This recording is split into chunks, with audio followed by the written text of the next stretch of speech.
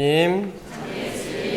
오늘 성가정 대축일을 맞아서 우리 가정을 통해서 우리가 누리는 축복이 얼마나 크고 놀라운 것인지를 다시 한번 되새기고 감사하고 기뻐하는 시간이 되었으면 좋겠습니다. 가정이 없다고 한번 상상해 보십시오. 우리가 어떻게 살아갈 수 있을까요? 하느님께서는 가정이라고 하는 가장 큰 선물을 우리에게 주셨습니다. 근데 우리가 가정 안에서 태어나고 자라고 그러기 때문에 가정이 늘 우리한테 있기 때문에 그 고마움을 잘 모르는 것 같습니다. 오늘 다시 한번 이 가정이라는 소중한 선물을 잘 살펴보도록 합시다. 그리고 우리 모든 가정이 다 성가정이 되도록 기도합시다. 그런데 여러분, 성가정이란 도대체 어떤 가정일까요? 다 세례받으면 성가정입니까? 다 성당에 주일미사 나오면 성가정입니까? 성가정이라고 하는 기준을 딱 한마디로 제일 먼저 짚어야 될 것을 얘기한다면 그것은 하느님을 모시고 사는 가정을 말할 것입니다. 하느님을 모시고 사는 가정. 근데 하느님을 어떻게 모시고 산다는 것입니까? 저는 하느님을 모신다고 하는 표현 중에서 제일 중요한 개념은 뭐냐 하면 우리는 하느님께서 맺어주셨다라는 것을 늘 인식하고 그것을 깨우치고 살아가는 것, 이것을 꼽고 싶습니다.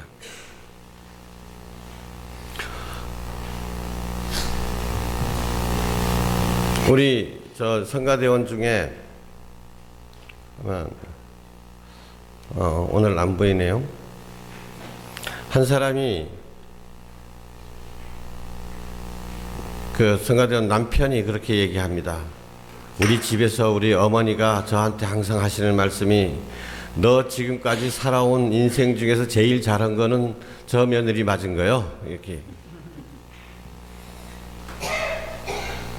자기도 그렇게 생각한다면 내 자기 일생 중에 제일 잘한 것이 이 마누라를 잘 골랐다는 거예요. 여러분 중에서도 아마 그런 생각을 하시는 분들이 많이 계실 겁니다. 근데 가끔 후회하기도 하죠. 무사히 나 영 골라신가. 선택을 후회할 때도 있습니다만은, 그런데 중요한 게 뭐냐, 내가 골랐다는 거죠. 내가 고른 거예요. 내 선택이다. 내 결단이다. 그러나 하느님께서 물론 이 인간의 자유의지를 존중하십니다마는 신앙인으로서 내 자유의지가 모든 것을 결정했고 그래서 내가 여기에 책임진다, 이런 생각에 머물러 있다면 초보자도 그런 초보자가 없습니다. 여러분 생각해 보십시오. 우리 이제 양부제님이 곧 사제서품을 받게 됩니다. 사제서품을 받게 되는데 물론 본인의 결단이죠. 본인이 신부가 되겠다고 어렸을 때부터 결정을 내렸고 그 길을 걸어왔고 이제 자신의 일생을 온전히 하나님을 위해서 봉헌하고자 결심을 합니다. 그죠? 자기가 결정한 거예요. 자기의 자유의지입니다. 그러나 본인이 나는 내가 이 사제직을 선택했다 라고만 그 수준에 머물러 있다면 과연 사제로서 얼마나 견딜 수 있을까요? 중요한 건 뭡니까? 본인에게는 더 이상 자유의지라고 하는 생각도 없을 겁니다. 하느님께서 나를 사제로 불러주셨고 사제로 이렇게 세워주시니 하느님 감사합니다. 이것입니다. 그런 마음으로 살 때 비로소 사제 생활도 가능한 것입니다. 그러나 여러분 어디 사제 생활뿐이겠습니까? 여러분의 가정도 역시 마찬가지인 것입니다. 우리가 가정생활 요즘 가장 큰 위기에 처해 있다고 말합니다. 교황성하께서도 이 현실을 너무나 잘 알고 계시기 때문에 당신이 즉위하시자마자 세계 주교 대의원 회의를 2차례나 벌써 여신 거예요. 작년에 여시고 또 올해 여시고. 주제가 뭐였습니까? 가정이었습니다. 이 가정을 어떻게 우리가 도와줄 수 있겠느냐? 이 가정이라고 하는 소중한 선물, 이것을 어떻게 이제 사람들이 인식을 못하고 그래서 함부로 내팽개치고 또 이것에 깨어져 가지고 그렇게 고통받는 구성원들을 어떻게 도와줄 수 있겠느냐?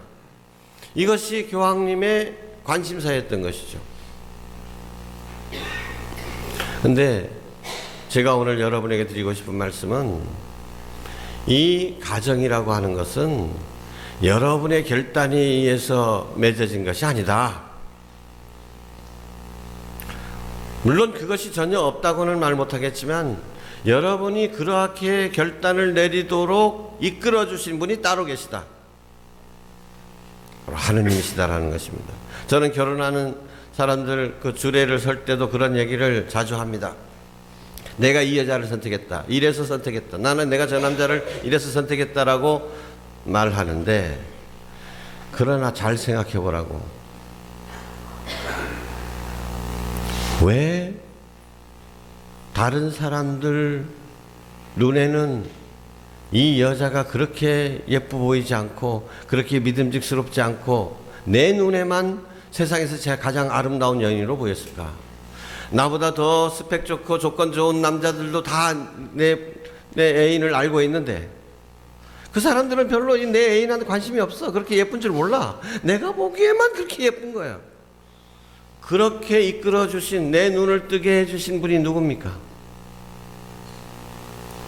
하느님이 내 눈을 그렇게 내 배우자의 아름다움에 내 눈을 뜨게 해주신 거예요. 내 마음을 열어주신 것입니다. 여러분, 인연이라는 말을 많이 쓰는데 참 어쩌다가 내가 이런 인간을 만나게 됐을까 투정하면서도 이게 내가 만나고 싶어서 만난 게 아니라는 거예요. 그때 길이 어긋날 수도 있었는데, 그때 똑같은 상황에 그렇게 수없이 많은 사람이 있었는데도 그렇게 둘만 딱 맺어졌어. 그게 바로 하느님께서 하신 일이라는 거예요. 하느님께서 우리를 맺어주셨다는 이 인식을 하고 있는 사람은 하느님께서 왜 우리를 맺어주셨는지를 늘 생각하게 되고 감사하게 되는 것이죠. 결혼을 하는 사람들을 위해서는 전쟁터에 나가는 사람보다도 더 많은 기도가 필요하다는 말을 합니다. 결혼 생활이 요즘 더욱더 어려워지고 있습니다. 오죽하면 벌써 오래된 얘기입니다마는 공항에서 그 택시 기사분들이 하시는 얘기가 있잖아요. 공항에서 주민등록을 가져왔니 안 가져왔니 해가지고 싸우다가 제주 공항에 내리자마자 서로 갈라져 버리는 신혼부부들도 있다고.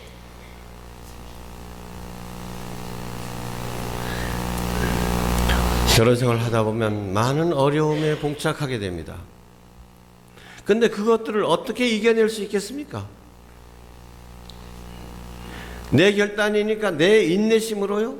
내 인내심으로 내가 그 모든 것들을 참아내서 이겨냅니까? 내 관대함으로요?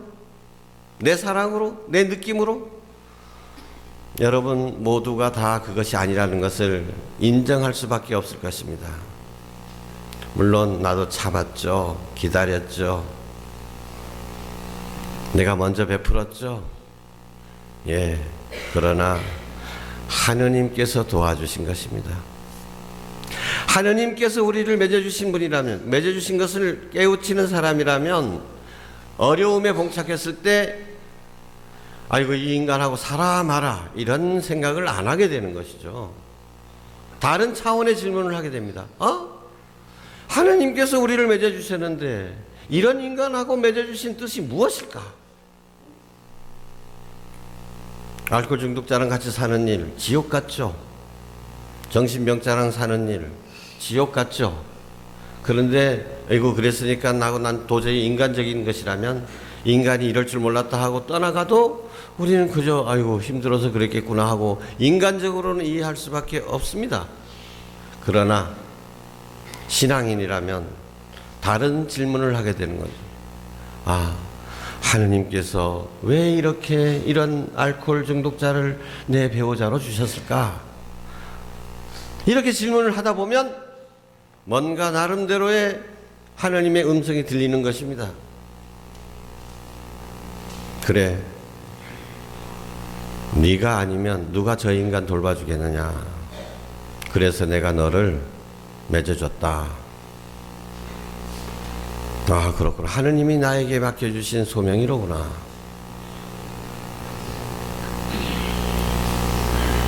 그래서 이 십자가가 나에게 주어질 때는 하느님께서 십자가만 주시는 것이 아니라 이 십자가를 지고 이길 수 있는, 즉 끝까지 갈 수 있는 은총도 함께 주시겠거니 하고 용기를 냅니다. 십자가가 끝이 아니라 십자가 뒤에는 영광의 부활이 기다리고 있구나라고 용기를, 희망을 얻게 되는 것입니다. 그래서 어떻게 살아서 도대체 하는데도 그 사람은 아이고 무슨 말씀하시.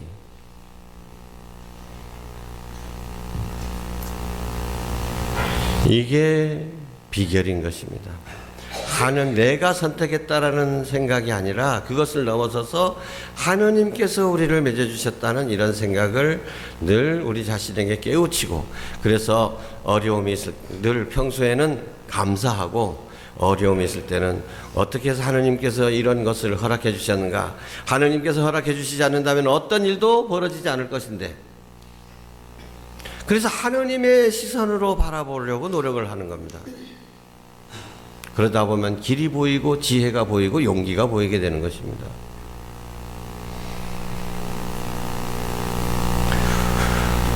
여러분, 부모를 선택하셨습니까? 어렸을 때는 그렇죠. 아이고 우리 부모는, 친구 부모들은, 저도 참 그거 어머니한테 어렸을 때 초등학교 한 4학년쯤 됐나요? 친구 집에 가니까 친구가 아이고 아들 친구 왔다고 하면서 저기 고구마 삶은 것도 내놓고 막 이렇게 해주는데, 우리 집에는 친구 데리고 갔어요. 어머니가 어떤 게 시켜보던 맛이 아무것도 안 주지. 그냥 친구 간 다음에 난 미안해가지고 어머니한테, 어머니 어머니는 뭐 고구마도 주고 영어든 뒤에는 좋은 어묵 찾아가라. 근데 그때 타고 오는 게, 그래, 좋은 어묵 찾아갈 능력이 나한테는 없다. 이거는 딱 결정된 거지. 내가 찾아가고 말고 할 것이 아니로구나. 그렇죠? 어렸을 때는 그렇지만 나중에는 하느님께서 맺어주신 건 내 선택에 달린 것이 아닙니다. 하느님께서 이런 부모를 주셨어요. 부모 중에서는 아버지가 이래서 마음에 안 들고 저래서 실망스럽고 우리 어머니는 왜 이러시나 하고 속상한 것도 안타까운 것도 많이 있을 수 있습니다만은, 그래도 이제 크면 어떻습니까? 그래, 아버지도 아버지 나름대로 다 나와 똑같은, 나도 아들 키워보니까, 나도 아방돼 보니까 나도 똑같이 부족한 인간인데 이해도 되고, 그래서 어떻게 아버지를 안아드릴까, 어떻게 아버지께 위로가 될까, 이런 생각을 하게 되는 거예요. 내가 선택했다 그러면 버리죠. 좋은 어묵 찾아가죠. 자식들은 더 그렇지 않습니까? 내 동생이 한 번은 어머니한테 정말 대들었어요. 나 그때 기억이 지금도 생생합니다. 어머니 영월 바에는 무신거리나 납디가, 자식, 동생이 그렇게 얘기를 했어요. 어머니한테. 어머니가 하시는 말씀 뭔지 아세요? 기가 막혀요.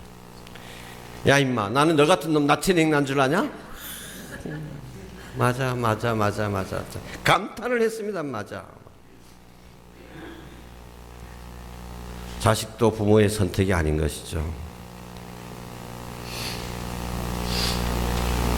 선택이라면 그런 자식 낳았겠습니까?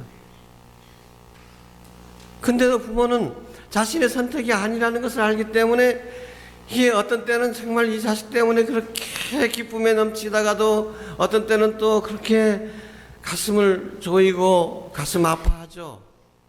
낳을 때 고통보다도 가슴이 더 아플 때가 많죠. 그러나 어떻게 합니까? 예뻐도 내 새끼고 미워도 내 새끼고 끊임없이 베풀어 주는 거예요. 그게 내가 선택한 것이라면 내가 마음대로 버릴 수도 있습니다. 마음에 안 들면. 그건 내가 선택한 것이 아니기 때문에, 하느님께서 맺어주신 자녀이기 때문에, 그래서 끊임없이 사랑을 베풀기도 하는 것입니다. 이것을 깨달으면 가정생활이 달라지는 것이죠. 아, 내가 선택한 것이 아니라 하느님께서 선택하셨다.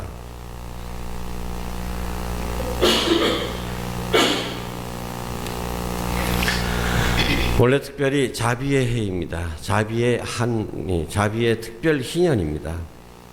보통 2000년이나 3000년, 100년, 50년 단위로 희년이 주어지는데 특별 희년인 것입니다. 부모님들 어떻게 자녀들에게 기억되고 싶습니까? 아, 사회적으로 성공한 우리 아버지는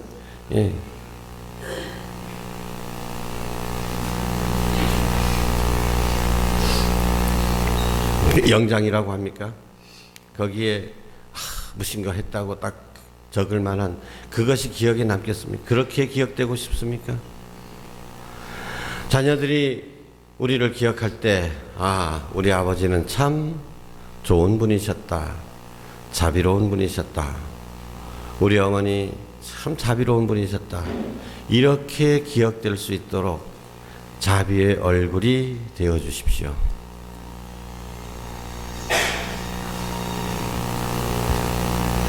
또 한 가지 부탁드리면, 여러분 자녀들에게 어떤 유언을 마지막으로 남기고 싶습니까?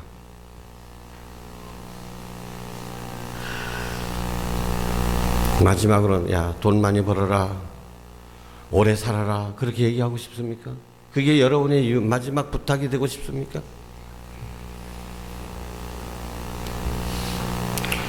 형제들끼리 참 서로 도와주면서 살아라 말하고 싶은데, 요즘은 한 가족 낳기 해보니까 별로 우애할 대상도 없죠. 그죠?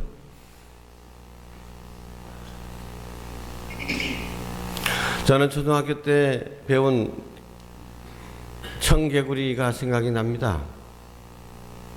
비만 오면 개골 청개구리가 우는데 왜 우느냐? 하도 어머니 살아계실 때 말을 안 들어서 산에 가라 하면 바다 가고, 공부하려 놓으면 일로 놀고, 놀래 놓으면 일 해버리고.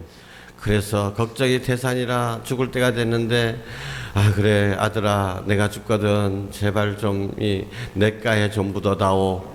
경혜야, 이놈의 자식이 양지바른 산에 묻어주겠지 해가지고 그렇게 얘기했는데, 죽고 나니까 아이고 어머니 말씀을 내가 왜 그렇게 안 들었을까 해서 어머니의 말씀대로 냇가에 무덤을 썼더니 그냥 비가 와서 쓸어버려가지고 맨날 운다고 하는 이야기.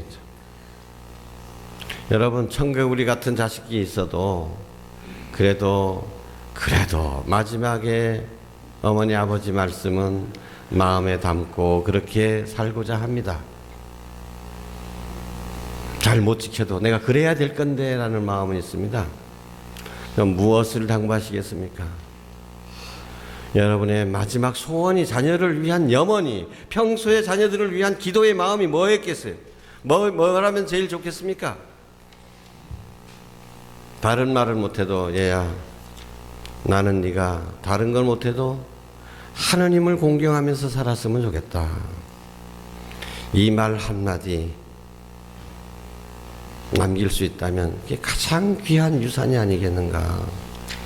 평소에도 자녀들이, 아, 우리 어머니가 나한테 바라는 건 참 이게 뭐라고 강요는 안 하시는데도 눈빛을 보면, 아, 우리 어머니 아버지가 나한테 바라는 건 딱 요거다. 내가 그래, 나도 지금은 어려워도 언젠가는 빨리 나가야지 하는 이런 마음이 저절로 전달될 수 있도록 사는 것이 중요한 것이죠.